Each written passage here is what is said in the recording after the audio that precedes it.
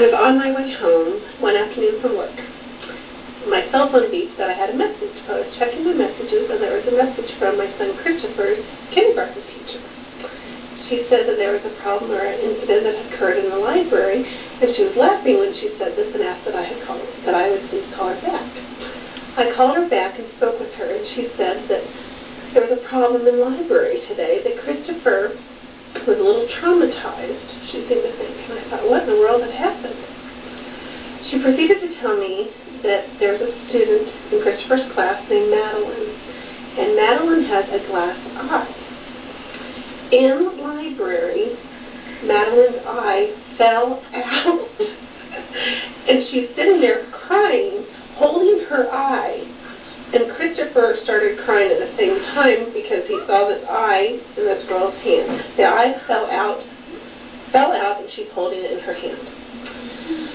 So, the teacher was laughing when she was telling me the story, and I got quite a chuckle out of it too, but then she went on to say that it became a problem during the day, or she was concerned about Christopher because he was obsessing over this, that they had talked to the whole class about Madeline having cancer, and that's why she had her eye removed, and her eye replaced with a glass eye.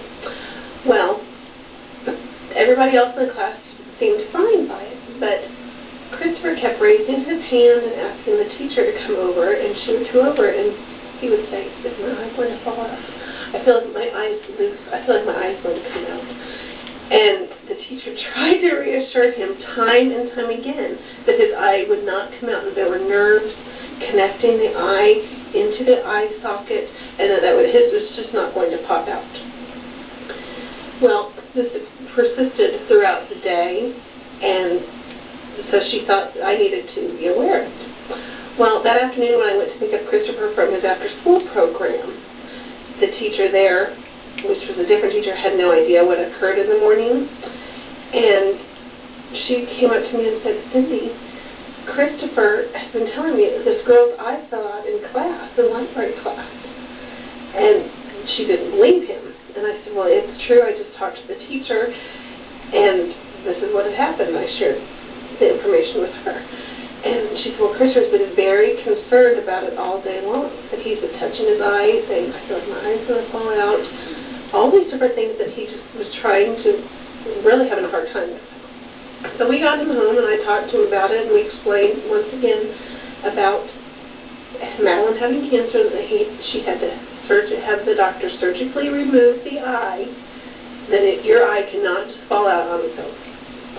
We went through and we explained as much as we could. We showed him pictures on the internet of the nerves connecting the eyeball and how it could just not fall out. This continued for weeks. He would continually talk about his eye. Is my eye still there? Is my eye still there? I said, yes, for your eye is still there. You can see me, you're fine. Well, then we got to the point where he was starting to reassure himself by touching the eye, so he would know it was there. And I kept checking in with the teacher, and she said that everything was fine, that he would reassure himself and the teachers that his eye was still there by touching it. So that was a very, it was a learning experience for all of us, and a very traumatic one as well.